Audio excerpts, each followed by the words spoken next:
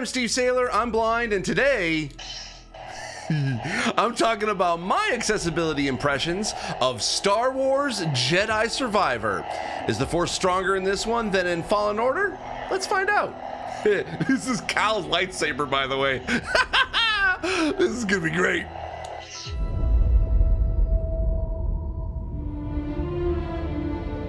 Before I begin, I wanted to thank EA and Respawn for inviting me and other creators and press to LA to have an extensive 4-hour play session with Jedi Survivor. This is the first time I've been invited to a preview event, and I hope it won't be the last. It is truly an honor to be the first person to talk about the accessibility of this game, and I hope this sets a precedent for studios and future disabled creators and journalists moving forward.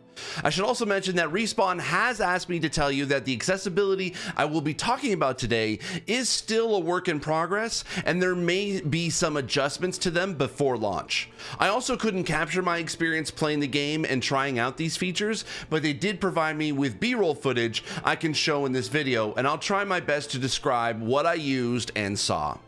Now, my first general impression of the game is I loved what I played.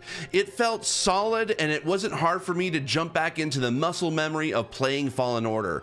At the event, they had us jump into the game about an hour into the story, so it took a few minutes to get my lightsaber fighting poncho on.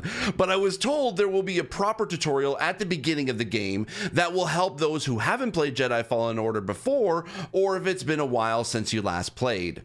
The portion of the preview that we played was on a brand new planet for Jedi Survivor called Kobo, where after an incident, Cal is forced to crash land on the surface, and he has to find a way to repair his ship, the Mantis, before he can leave. Kobo is large, very large. In fact, there are some side quests you can do throughout the entire region, and some I didn't even get a chance to explore. Lots of places to explore, people to meet, and creatures to pet. And yes, I can confirm you can pet a boggling. They're so dang cute. This is essentially your main world, as Bogano was in similar aspects in the first game. The difference is that there is more to Kobo than what's just on the surface. I won't say anything more to not spoil it for you, but I was pleasantly surprised by what I experienced. Also, before getting into the game, the main gameplay of the combat, how I describe it, is much more smoother than in Fallen Order. Cal feels more experienced in the Jedi arts, and you have the ability to switch between two fighting stances on the fly right off the hop, and you can choose either single blade, double bladed, or dual wield. You can swap out these styles as you wish, or switch between two on the fly. I chose the double bladed and dual wield stances, and those were a ton of fun to explore. Lots of different skills and different combos you can be able to make that look so dang cool. Lots of fun techniques you can unlock further by upgrading your skills and use of the Force. Plus, there is a new unlockable combat technique that they showed us at the end of the demo that made the whole room cheer when we saw it in action. So I can't wait to hear what you think about it, but I won't spoil it for you because I think you would be pleasantly surprised. I don't know if anyone's going to talk about it, but I won't spoil it here. Let's just say it's pretty cool.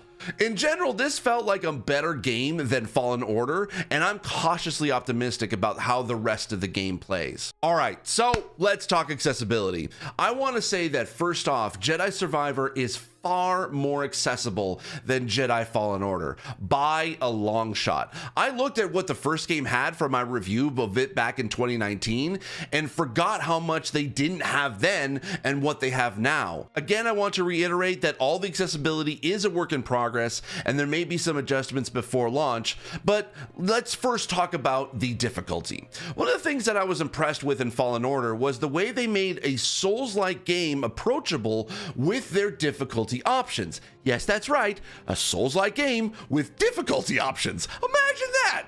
If you wanted to feel like a badass Jedi, you can still play in story mode and have fun. Or if you want the challenge of dying multiple times to learn the absolute precise nuances of lightsaber combat, you can go up to Master or Grandmaster. But also with that in mind, they found that in the previous game that there was a big gap between story mode and Jedi Knight when it comes to difficulty. So after talking to the devs, I was told that they added a brand new difficulty option in between called Jedi Padawan.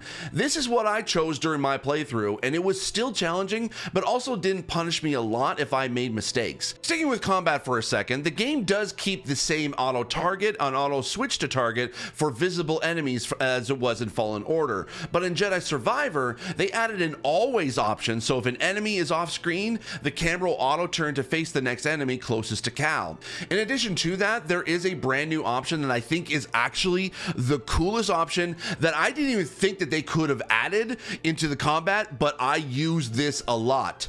There is a game speed option. You heard me right. You can slow down the game if you wish. I love this. You can have the game speed slow down from 30% to up to 90% as soon as you enter combat.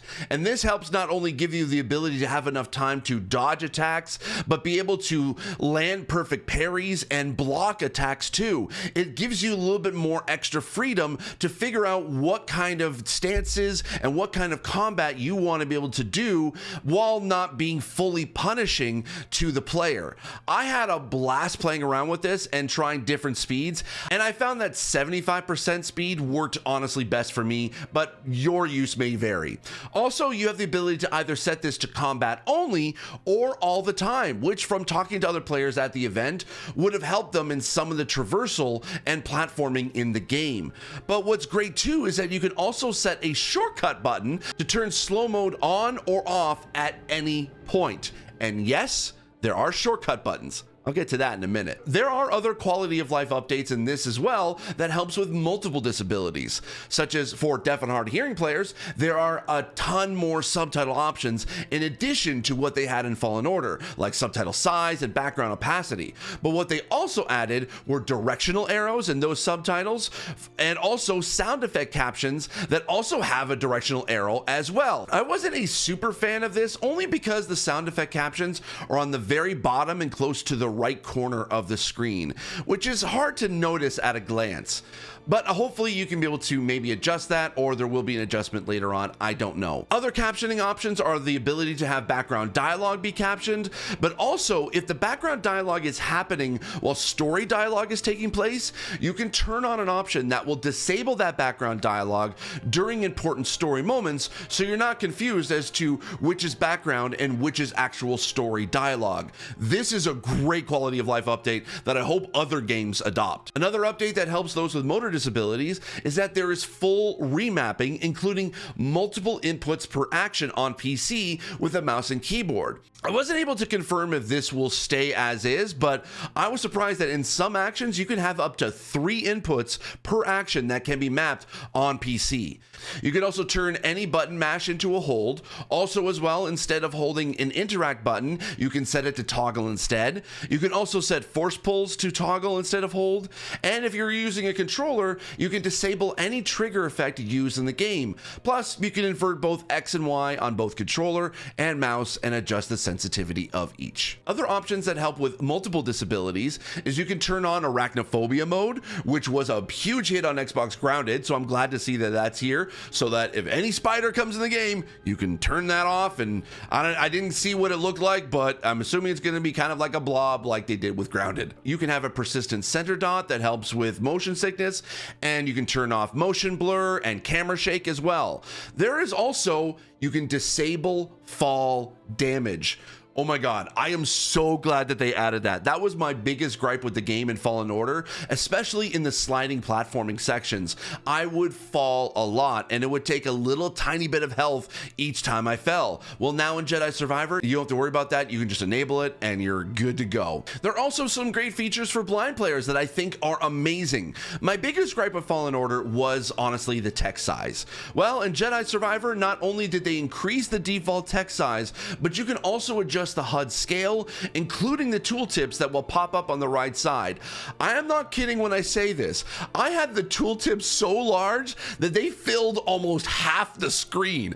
I so did not need them to be that size, but oh my God, I am so glad they did. Now, speaking of blind accessibility, there is one feature that I do have to discuss for blind players that, while I think is a good feature, I did have trouble with during my playthrough, and that's navigational assist. The trouble I was was having was mostly how it was implemented, but after some thought, I think I may know why.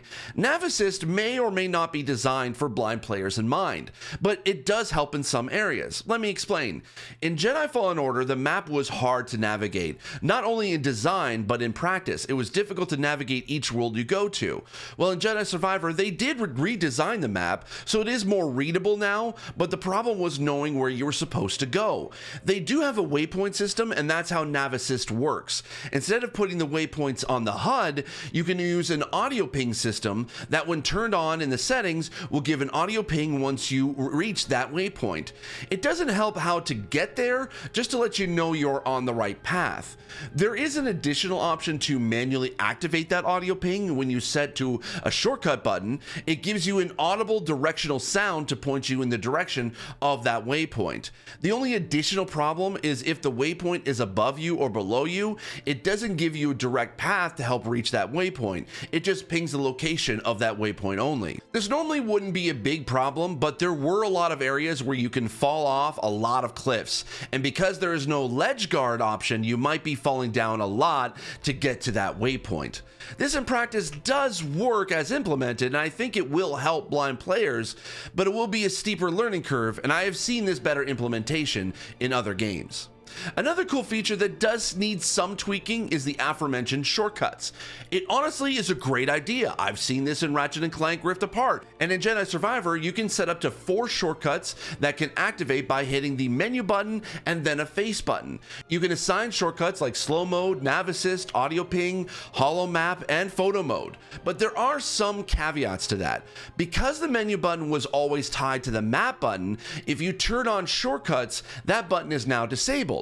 The devs did tell me it is a requirement to have one of the shortcuts be assigned to the holo map, otherwise there is no way to get to it, even in the main settings menu. But there is nothing that prevents you from removing the holo map as a shortcut altogether, and if you do that, you may be lost and you won't be able to get access to that holo map unless you reassign a new shortcut.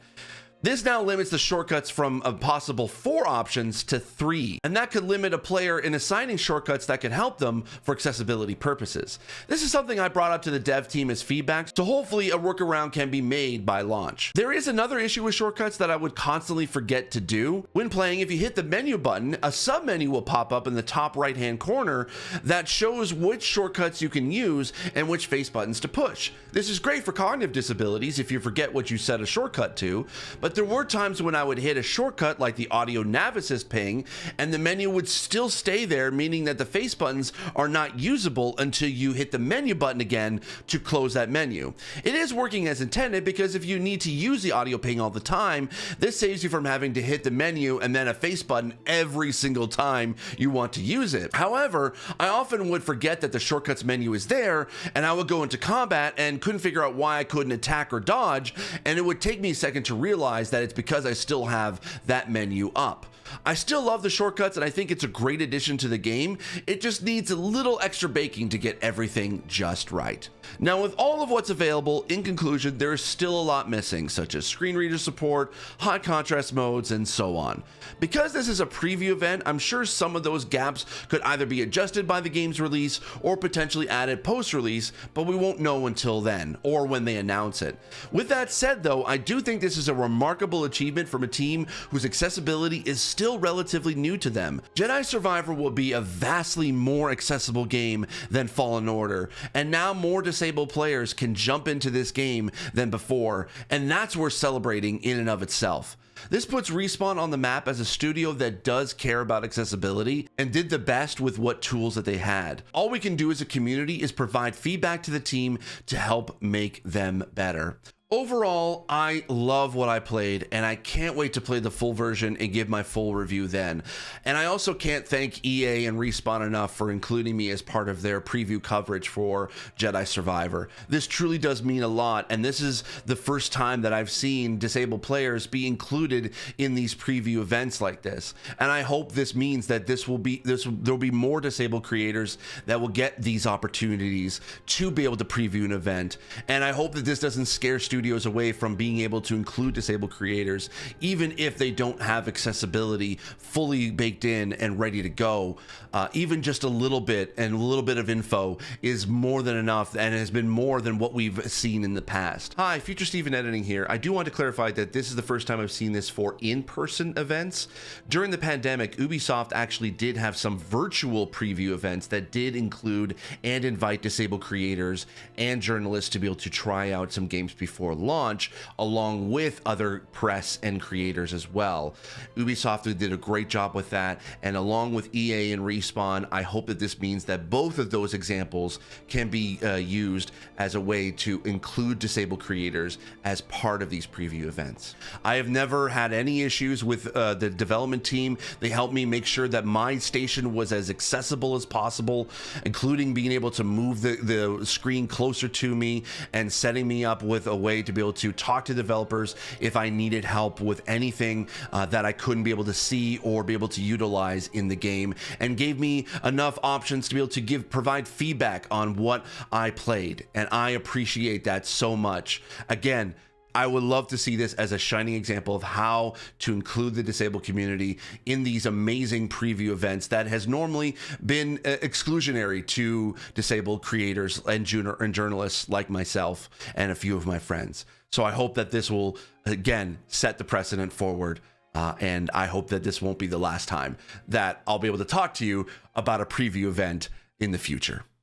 But you know what? For now, I'm just going to have to wait at least until April 28th to pick up Star Wars Jedi Survivor and to pick up this lightsaber once again. Thank you so much for watching. If you like this video, give it a thumbs up, hit the subscribe button while you're down there. Also, make sure to check out this video here. And remember, as always, I remain obediently yours. May the Force be with you. Bye-bye.